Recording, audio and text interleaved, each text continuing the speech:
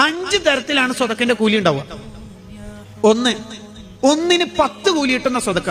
ആരോഗ്യമുള്ള ആൾക്ക് സ്വതക്ക കൊടുത്താൽ ഒന്നിന് 10 കൂലിയ. നമ്മളിങ്ങനെ ഒരാളുടെ കൂടെ യാത്ര ചെയ്യുമ്പോൾ സുഹൃത്തിന് ഒരു ലൈം സോഡ വാങ്ങിക്കൊടുത്തു, 10 ലൈം സോഡ വാങ്ങിക്കൊടുത്ത കൂലിയ. പിന്നെ ഫോൺ വിളിച്ചാൽ ചോദിക്കരുത് അന്നത്തെ 10 ലൈം സോഡ എങ്ങനെ ഉണ്ട്, അത് ചോദിക്കണ്ട കേട്ടാ, കൂലിയാ പറയുന്നത്. ആരോഗ്യമുള്ള ആൾക്ക് സ്വതക്ക കൊടുത്താൽ 10 കൂലി.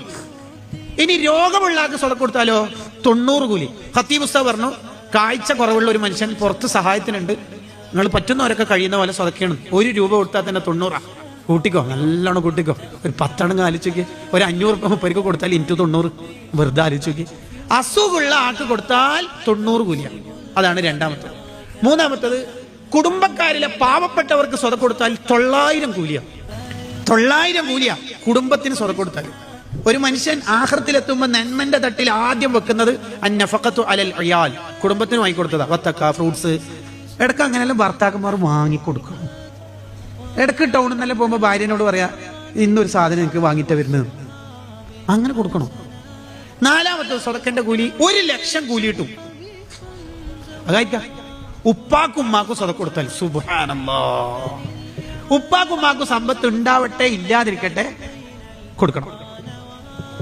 1 ലക്ഷം കൂലിയാണത്. അത് ഉപ്പിയും മരിച്ചു കഴിഞ്ഞാൽ നമുക്ക് അത് കിട്ടൂലല്ലോ. അത് അവരുടെ പേരിൽ കൊടുക്കലല്ലേ നടക്കുള്ളൂ, നേരിട്ട് അവർക്ക് കൊടുക്കണം. അള്ളാഹു തൗഫീഖ് ചെയ്യട്ടെ. അഞ്ചാമത്തത് സ്വതക്കന്റെ കൂലി. അഞ്ചാമത്തത് നോക്കുമ്പോ 9 ലക്ഷം കൂലി കിട്ടും. ആർക്ക് കൊടുത്താലെന്നറിയാം? ഇൽമിന്റെ അഹ്ലുകാർക്ക് കൊടുത്താൽ. ഇൽമിന്റെ അഹ്ലുകാർക്ക് സ്വതക്ക കൊടുത്താൽ എന്തിനാ ഇത്രയും കൂലി എന്നൊരു ചർച്ച ഉണ്ട് ഗ്രന്ഥത്തില്. അതിന് മറുപടി, അവരേറ്റവും ടോപ്പിലെ അത് ചെലവാക്കുള്ളൂ. ഒരു മുത്തഅല്ലിം 5-ാം വർഷം ദഅവാ കോളേജിൽ പഠിക്കുന്ന ഒരു കുട്ടിക്ക് 500 രൂപ കൊടുത്ത ഓനാണെങ്കിൽ 2ാം ഭാഗം മഹല്ലി വാങ്ങാൻ പൈസയിലായിട്ട് ഇങ്ങനെ നിൽക്കുകയാണ്. ഷറഫുൽ മിൻഹാജ്, കൻസുർ റാഗബീന്, ഇമാം മഹല്ലി റഹ്മത്തുള്ളാഹിയുടെ അപ്പോഴാ 500 രൂപ ആരോ കൊടുക്കണത്. അതും ആ പൈസ കിട്ടിയാൽ മൂപ്പര് ആ കിതാബ് വാങ്ങും.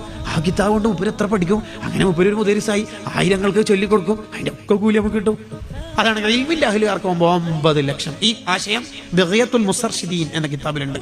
അത് ഇമാം സുയൂത്തി ഖുമാസിയിൽ നിന്ന് ഉദ്ധരിക്കുന്നതാണ്. അൽ ഫവായിദുൽ മുഖ്താറിലൊക്കെ കാണാവുന്നതാണ്.